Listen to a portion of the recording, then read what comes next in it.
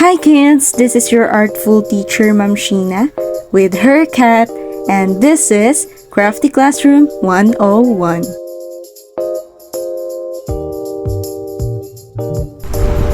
Today, I am going to teach you how to create an artwork using clay and other materials. At ngayon nga na alam na natin kung ano ito, let's start making it. Ito nga pala ang ating mga gagamitin. Illustration board, clays, depende kung anong mga gusto mong kulay, compass o kahit anong pambilog na makikita mo sa bahay nyo, gunting, at lapis. Gawin na natin. Kumuha ng bilog. Gupitin ang nabuong bilog. Mag-ingat sa gunting.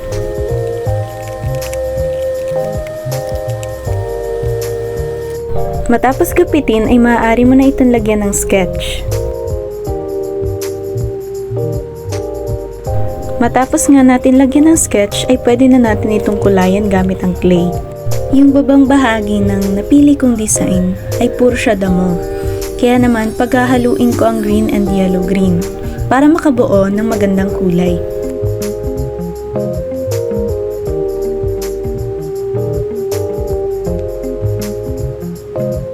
Mas madali mong mailalagay ito sa ating ginawang canvas kung papahabain mo ito at isasakto. Kaya naman, kung nakikita nyo sa video, akin itong sinusukat.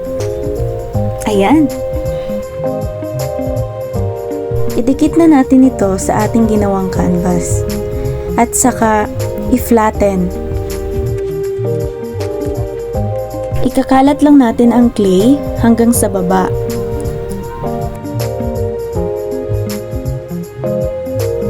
Medyo mahirap ito pero pagtiyagaan natin para sa ating artwork. Siguraduhin nating maganda ang pagkakalapat nito.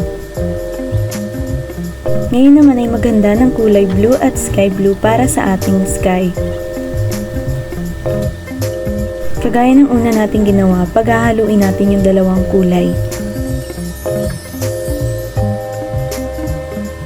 Matapos paghaluin ng kulay ay ikakalat din natin ito gaya ng una nating ginawa.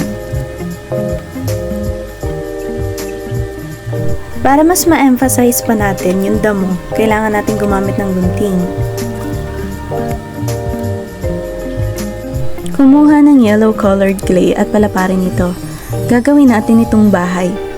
Maaari mo itong gupitin para makuha mo talaga yung desired shape na gusto mo.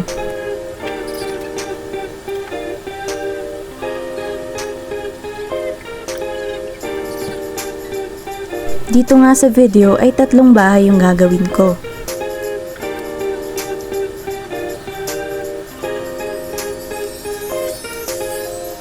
Kumuha naman ng kulay pulang clay para naman ito sa gagawin nating bubong, which is yung mushroom nga.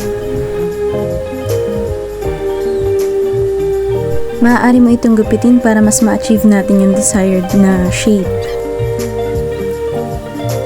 Gumawa ng maliit na pinto.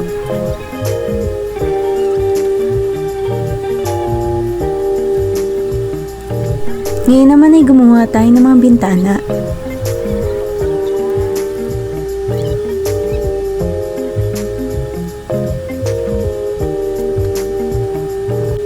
Para mas maging mukhang mushroom siya, ay gumawa tayo ng maliliit na bilog at didikit ito sa ating bubong.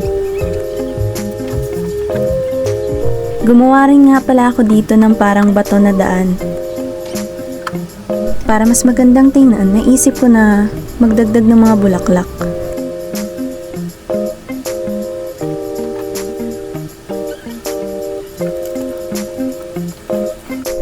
Lastly, nagdagdag ako dito ng Northern Star for aesthetics.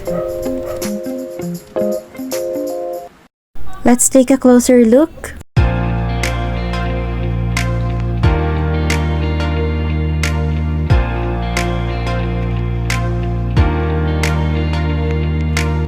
Ang ginawa nating artwork ay malinaw na nagpapakita ng different principles and different elements of art. Napakaraming principles and elements nga ang makikita natin ating artwork, pero bigyan natin ng emphasis ang color. Makikita sa ating artwork ang napakaraming colors like yellow, red, blue, and green. Aside from color, kakakitaan din ng texture ang ating art. Makikita rin natin ang one of the most important principles in art, which is the harmony. Ang harmony is the connection and organization of elements na ginagamit natin sa isang artwork. Ang mga elements nga na ginamit natin sa ating artwork ay syempre ang ating mushroom, ang ating stones, ang ating grasses at ang ating sky. At dito na nga nagtatapos ang ating video. Thanks for watching!